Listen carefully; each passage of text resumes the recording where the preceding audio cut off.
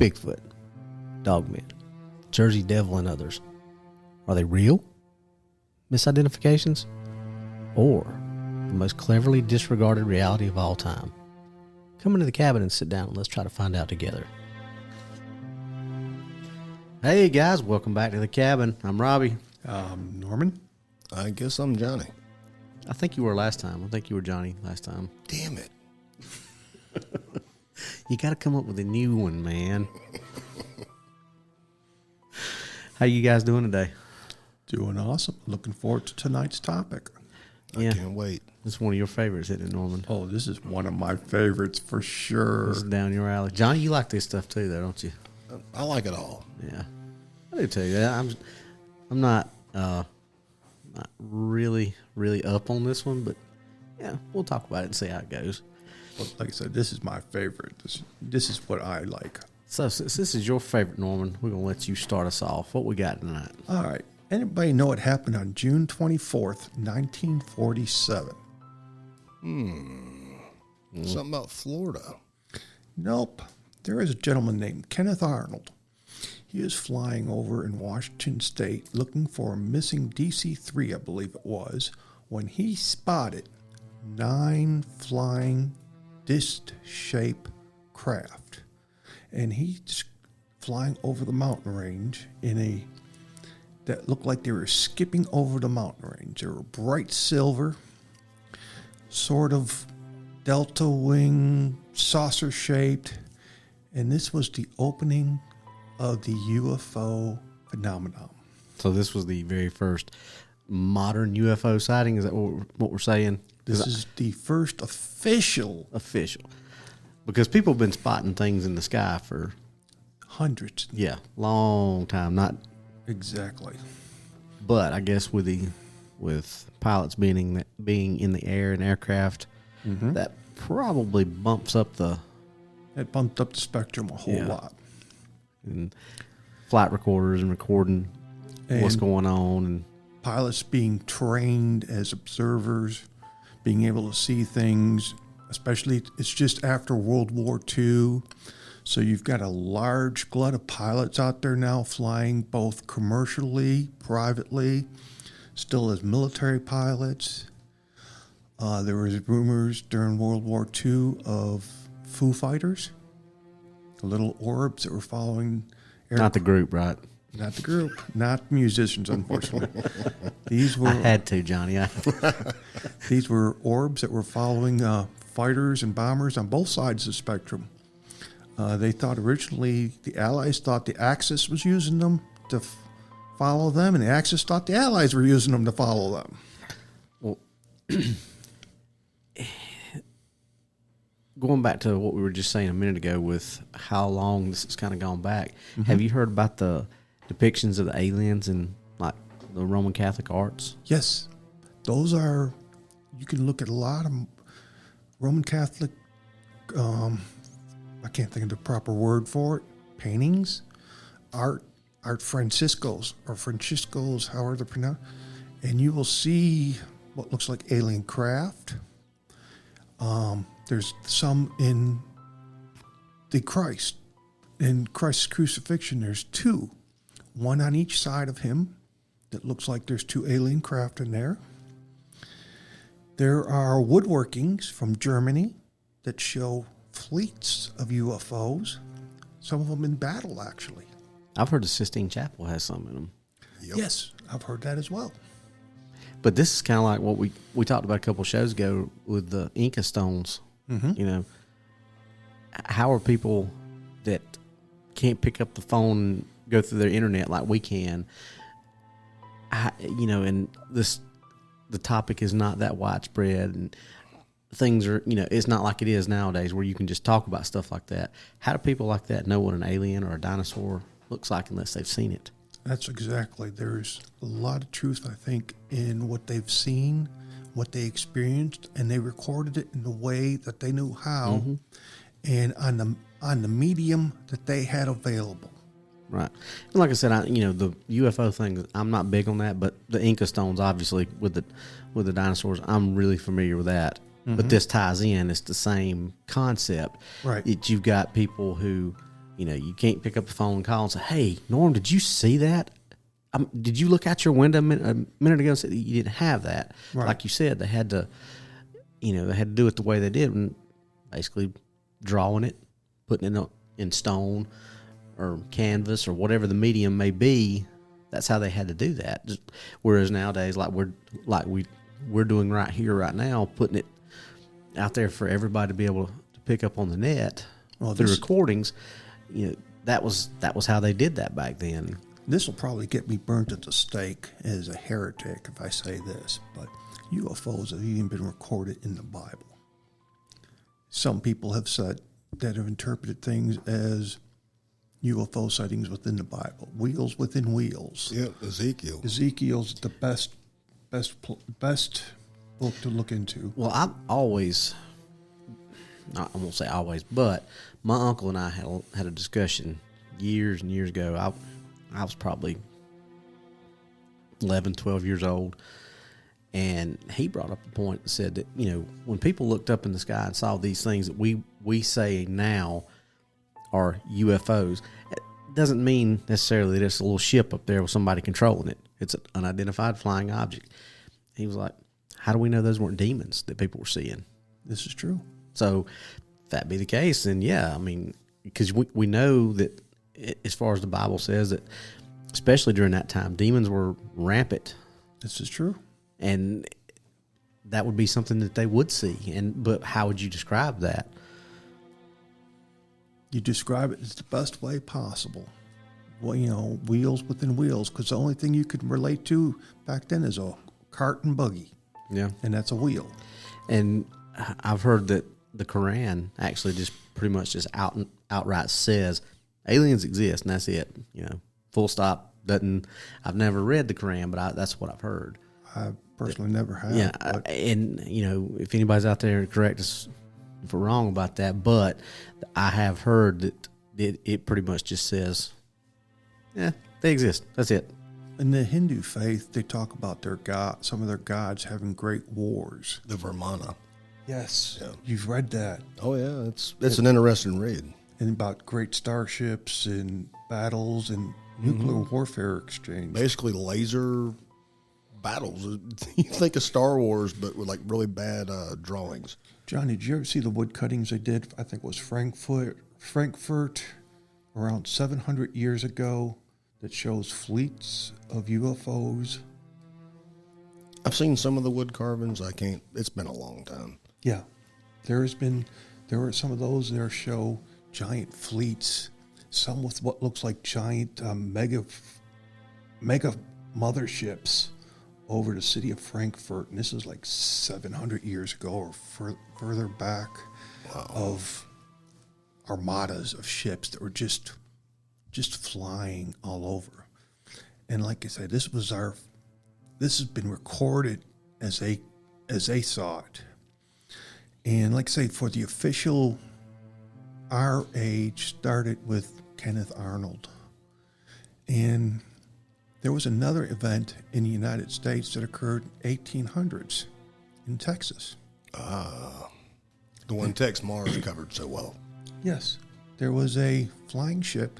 They called it a flying ship because they knew about balloons, and there were some like small dirigibles. Yeah, that's where airship came from. Exactly, that crashed, and they found one little man that was given the holy rites and buried in Texas. Yep. They buried what remains of the craft. And there was a U.S. government surveyor took some of the remains and some writings with it, and it was all done nice and proper. But when a UFO group went out there to try to recover some of the remains from a well where it was supposedly dumped and check the body was gone from the grave, as well as any remains that was put in there. And the well where it was supposedly all dropped, there was nothing in it. It's like somebody went in there and did a cleanup. Yep. Let me ask you this. Who's heard of Roswell? Oh, I've definitely heard of Roswell. Oh yeah. What's it famous for? Area 51. No, The crash. the crash. Well, I mean, but that's where Area 51 is supposedly at. Roswell is New Mexico. You're thinking Nevada. Roswell, New Mexico is not where Area 51 is? Nope. Area 51's Nevada, outside of Las Vegas. Okay, well, whatever. Roswell is actually was the home of the first nuclear bomber group. But no, Roswell, July 8th, 1947, same year as the UFOs first come into existence, was the Roswell, New Mexico crash, where they discovered not one, but later come to find out was 2 crashed UFOs. The second was in Corona, and they recovered a bunch of bodies plus 1 live EBE, they called it. And one live alien that was later whisked away to Wright-Patterson Air Force Base. The Air Force at the time released a press release that says, "We have recovered a crashed flying saucer." And the next day they had to retract it, saying it was a weather balloon. Yep. It's always a weather balloon. You know? Some swamp gas refracted from Mars and Yeah. the old Men in Always Black something. thing. Cold inversions, flying birds with refractions off the birds. My favorite was always those kids are on dope. Yeah. That was nice during the late 60s and 70s. Don't work so much now. But yeah, Roswell was is still a big flap today. People still want to know the truth. And, excuse me, there's been a lot of attempts by members of Congress even to get the results. And there's some hokey pokey with government records and things disappearing, but there is some evidence, and then there isn't some evidence, so just enough to keep the mystery alive. A Colonel Corso admits that he handled the wreckage and used a lot of that wreckage to incorporated it into the modern industry that we now have with microchips, night vision goggles, Kevlar, to name 3 products that came from the crash site. Uh-oh. Well, it's just like we've always said, you know, a lot of the stuff that you see in movies. There's always a wisp of truth. Like that was kind of the premise of Men in Black, was that was how aliens paid for their Stay on Earth. their stay on Earth, was by signing over patents on things that. I wonder where Men in Black got that premise from. Yeah, really. It would make a lot of sense. What year was Admiral Byrd's trip to Antarctica? Wasn't that in 45? There was one in 47 in Antarctica, and then there was one he did before the war, I believe, over the North Pole. Okay, well, it was definitely the post-war or tail end of the war. Operation High Jump. High jump, And I think that was in 1947. 47.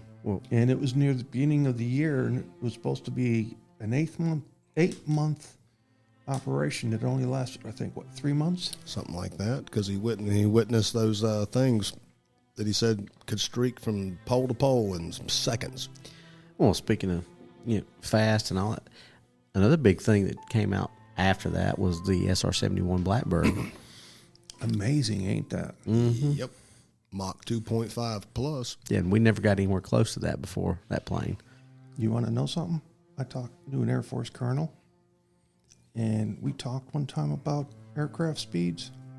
He always told me double it. Mm-hmm. If not triple it in some cases. Yeah, the Blackbird has always been my favorite. It's such mystique behind it. But no, it was August 26, 1946 to 1947 that Operation High Jump. All right, last one. Now, we know currently here is year 2022, and UFOs and unidentified area phenomena, don't like that term, are now a hot topic, both in Congress, mainstream media. Do you know what brought it about? No clue. off the coast of California, one of our U.S. Navy destroyers and the aircraft carrier U.S. Nimitz got to play tag with a UFO that looked like a Tic Tac. Sweet. Yes, this was just a couple years ago. That's awful funny that it was the Nimitz. You remember the movie that the Nimitz was in? It was a beautiful movie. Final Countdown? Yes. Not really a UFO style movie, but what did those Tomcats look like to those people when it went? Yeah. Probably looked like UFOs. UFOs. I'll have to tell you a story I read one time years ago about the Bermuda Triangle and a U.S. aircraft carrier. Bermuda Triangle. Maybe we ought to do a show on that. Be nice. Well, I guess that's about all we got time for tonight, guys. But this definitely could be a 2, 3, 4, 5 show topic. As subjects come out. Yeah. Always a good I mean, there's lots of rabbit holes. there's probably more on UFOs than probably any other topic that we've talked about so far. I mean, there's just It's a fun topic. yeah. I mean, Real quick before we go, you need to look up that talk with Werner von Braun's secretary. Mm-hmm. And she breaks down the 8 things he said. There's 7 or 8 things that are going to happen, and here's the chronological order. I know what you're talking about. And it was like disease, famine, cooties, girls are yucky, whatever. And it works its way up to Alien the invasion. alien threat. And everything checks out. It's like tick, tick, tick, tick. We're almost alien invasion now. Yeah, we're there. We're being front loaded for it, Need more ammo. Folks, buy more ammo and buy stuff to stock up on. You need to prep. bigger guns. You need a SOCOM and a life straw. All right, guys. Well, that's all we got for tonight. Johnny, Norm, enjoyed this one. Always a pleasure. Norm, you got Definitely. anything else? Just that anything I do say is meant in humor. Do not take me always serious unless I'm talking medical. Johnny? Yeah, let's do this again. All right. Well, guys, we'll see you next time on the cabin. And also, if you got any kind of stories or anything you want us to look into or, do an investigation or just tell a story that you've got, you can reach us at what's really out there 2022 at gmail.com. That's what's really out there 2022 at gmail.com. Other than that, y'all be safe out there. We'll see you next time.